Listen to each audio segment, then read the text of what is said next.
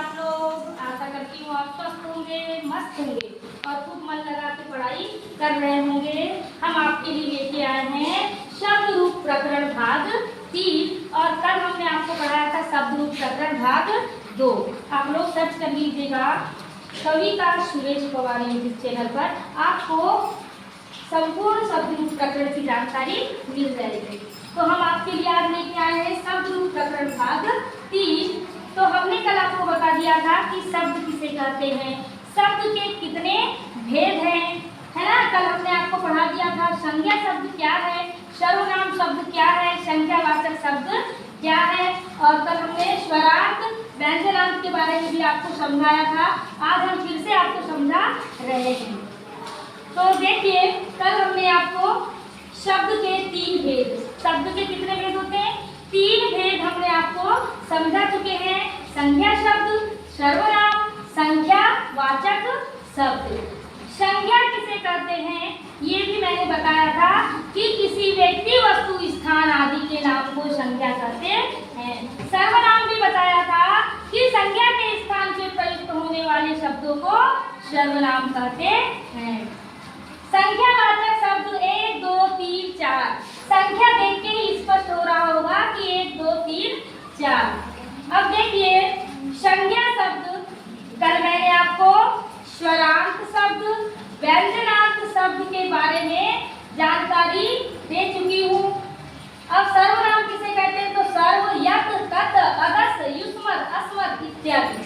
आपको परीक्षा में अगर आया कि अस्मत् शब्द संज्ञा है, सर्वनाम है कि संख्यावाचक शब्द है, तब हमको याद रखना है कि अस्मत् शब्द को सर्वनाम शब्द है, युष्मत् भी क्या है, सर्वनाम है, सर्व भी क्या है, सर्वनाम है, और यत भी क्या है, सर्वनाम है, तत् भी सर्वनाम है, अदस भी सर्वनाम है। सर्वनाम शब्दों को हमको याद रखना है।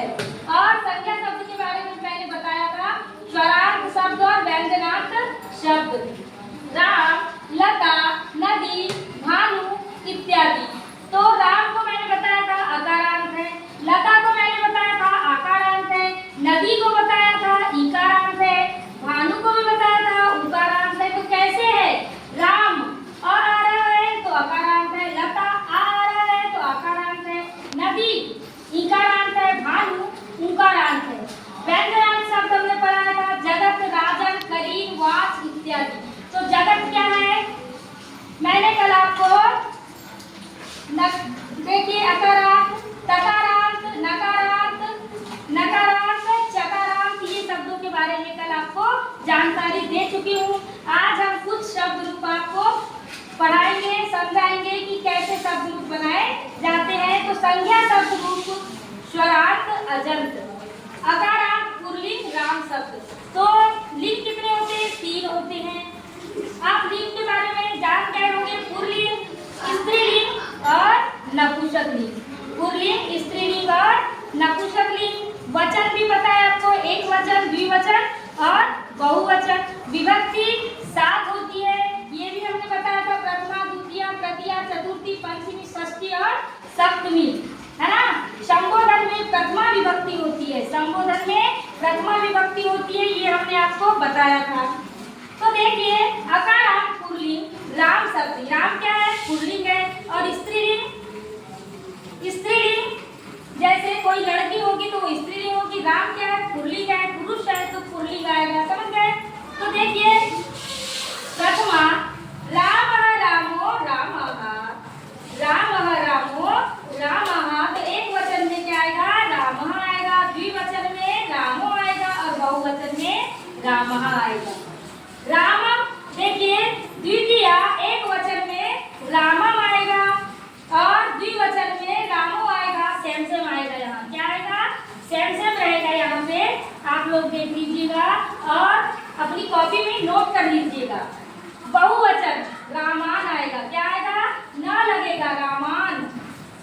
फिर तृतीया रामेण, रामाभ्याम, रामेण, रामेण, रामाभ्याम, रामेण। फिर है चतुर्थी रामाय, रामाभ्याम, रामेभ्यः। फिर देखिए पंचमी रामात्, रामाभ्याम, रामेभ्यः। फिर है षष्ठी रामस्य रामयो रामाणाम, फिर है सप्तमी रामे रामयो रामेषु, फिर संबोधन हे रामो हे रामः। तो हमने आपको बताया था कि इसमें प्रथमा विभक्ति ही होती है। ठीक है, एक बार फिर से मैं बता रही हूँ। रामः रामो रामः, रामम रामो रामान, रामे रामाभ्याम रामे, रामाय रामाभ्याम रामेभ्यः, रामात् रामाभ्याम रामेभ्यः, रामस्य रामयो रामाणाम, रामे रामयो रामेषु, हे रामो हे रामः।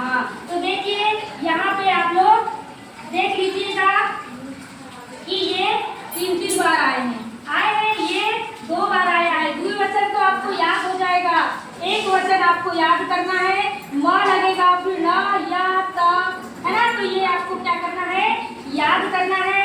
और संपूर्ण शब्द रूप प्रकरण हमने आपको एक ही बताया है, बाकी आप लोग कर लीजिएगा। नमो नमो। अगर आपको करना हो तो मुझे कमेंट जरूर कीजिएगा, मैं आपको और शब्द रूप प्रकरण लेके आऊंगी। धन्यवाद।